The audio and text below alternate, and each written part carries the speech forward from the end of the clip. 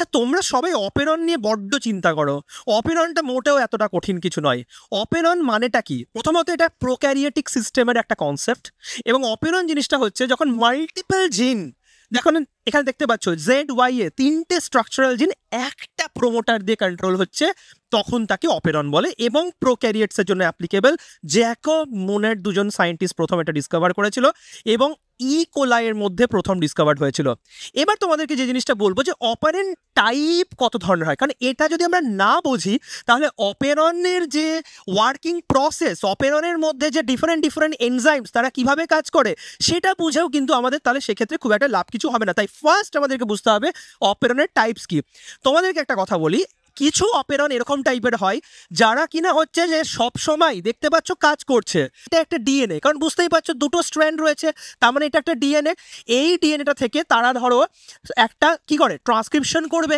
যদি ধরো জেড পার্টির ডিএনএ থেকে একটা আরএনএ তৈরি হচ্ছে, ওয়াই পার্টটার ডিএনএ থেকে একটা আরএনএ তৈরি হচ্ছে, এ পার্টির ডিএনএ থেকে একটা আরএনএ তৈরি হচ্ছে, এবং রেসপেক্টিভলি তারা রাইবোজোমের সাথে অ্যাটাচ হয়ে হয়ে তুমি যদি দেখতে পাও যে তারা রেসপেক্টিভ প্রোটিনগুলোও তৈরি করছে।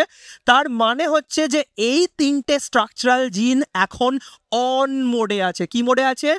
অন মোডে আছে। আর যদি এটা না হয়, তুমি দেখতে পাচ্ছ জেড জিনও কিছু কাজ করছে না, ওয়াই জিনও কোনো কাজ করছে না, না কি ট্রান্সক্রিপশন করছে না কি ট্রান্সলেশন করছে। তার মানে ওরা কি মোডে আছে? যদি এরা কাজ না করে তার মানে হচ্ছে যে ওরা অফ মোডে রয়েছে। তাহলে দেয়ার আর টু মোডস, একটা হচ্ছে অন মোড, একটা হচ্ছে অফ মোড। যখন কাজ করছে তখন অন মোড, যখন কাজ করছে না অফ মোড। মাথায় সবসময় একটাই জিনিস রাখবে, যখন এরা অন মোডে আছে, তুমি অফ করছো কিছু একটা করে, তখন সেটাকে বলা হয় রিপ্রেসেবল অপেরন, কারণ এটা অন আছে, আমি রিপ্রেস করছি। আর যখন দেখছি যে এরা অফ, কোনো কাজ করছে না, কিন্তু আমি বাইরে থেকে এমন কিছু করলাম যাতে ওরা কাজ করা শুরু করে দিল, ওটাকে বলা হয় অফ টু অন করলাম। মানে অফ ছিল অন করলাম, তার মানে ওটা হচ্ছে ইনডিউসেবল। আমি আরেকবার রিপিট করে দিচ্ছি, আগে অফ ছিল, আমি অন করাচ্ছি, তাহলে কি বলা হবে ওটাকে? ইনডিউসিবল অপেরন। আর আগে দেখা গেল হচ্ছে অন ছিল, আমি রিপ্রেসার অ্যাড করে হচ্ছে কি করলাম? অফ করিয়ে দিলাম, তখন সেটাকে বলা হয় রিপ্রেসেবল অপেরন। রিপ্রেসেবল অপেরন।